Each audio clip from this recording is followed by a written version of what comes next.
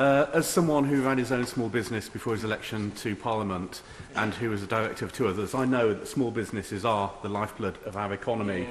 They account for 99% of all businesses in the UK. They employ over 15 million people. They account for half of our GDP. Small businesses play such an important role that if each small business was to take on just one employee, we would eliminate unemployment overnight. And as our economy moves forward, as the economy grows and evolves, so do small businesses. In my constituency of Chester, we've recently seen a record number of small businesses be started up, with an increase of over 300% over the past 2 or 3 years. And it's not just in Chester that we're seeing these records being broken. Across the country, we're seeing record numbers of new businesses being created.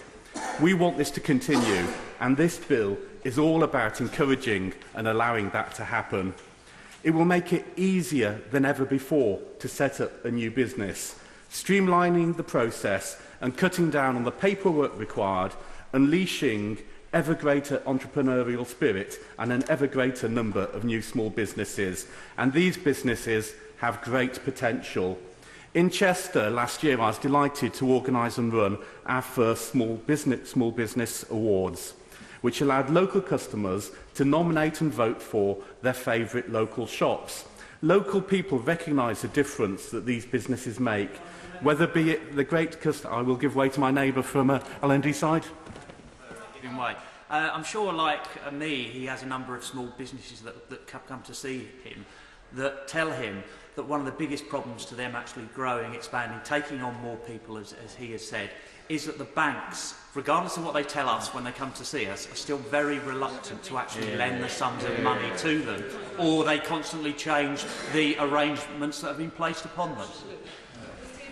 I would agree with that, and I did have a big section on my speech dealing with that. However, we are very time limited, and I think I might just move on and stick to what I want to say, which is to highlight some of the businesses in Chester that are doing exceedingly well. In my Small Business Awards, we had over 1,000 people nominate over 150 different businesses, and they were businesses like G&M Gould's Funeral Directors in Vickers Cross and Monogram Dry Cleaners in Newton, who were winners of the awards. Next year, we hope to have even more people nominate small businesses and even more people entering and backing our local businesses.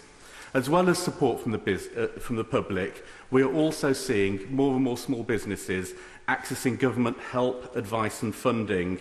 Last year I ran a small business fair in my constituency, and I know that small businesses really benefited from the advice and the funding that's available.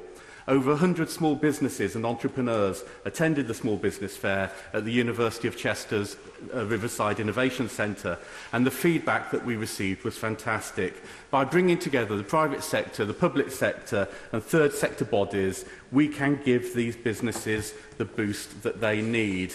One particular scheme that I've been particularly impressed about is a new enterprise allowance. In Chester, we've seen over 100 people take advantage of the new enterprise allowance scheme to set up their own small business. And they're not just statistics. They're people like Lewis Lee of Kitchcrafts, who after finding herself unemployed was determined to get off welfare and get back into work. Today, Lois is running a successful, popular and expanding craft boutique. A year after first setting up in the corner of Saltley Post Office, I was delighted to be able to officially open her new larger premises on Chester Street in Saltley. It's another great small business success story. And Kitchcrafts is not alone. Oil Monster, which was started in my constituency, recently received a Best Startup Business Award. They too are growing, and this benefits everyone. Indeed, the company has recently taken on 3 new apprentices, helping our young people into work and teaching them vital skills for the future.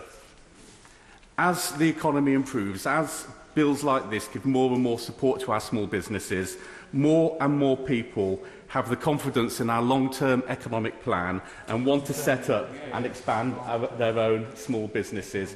And that's fantastic news. And this bill shows that the government is welcoming that, but that the government is not complacent. We want to see more and more businesses start up. We want to see more and more jobs. We want to see more and more apprenticeships and training schemes. The measures in this bill will make it easier than ever to start up a business and for a small business to expand. It will reduce the burden of bureaucracy and red tape on our businesses, and it will allow them to concentrate on growth and innovation. It will help to ensure that Britain is the best place in the world to start and to grow a business. Bill Esterson.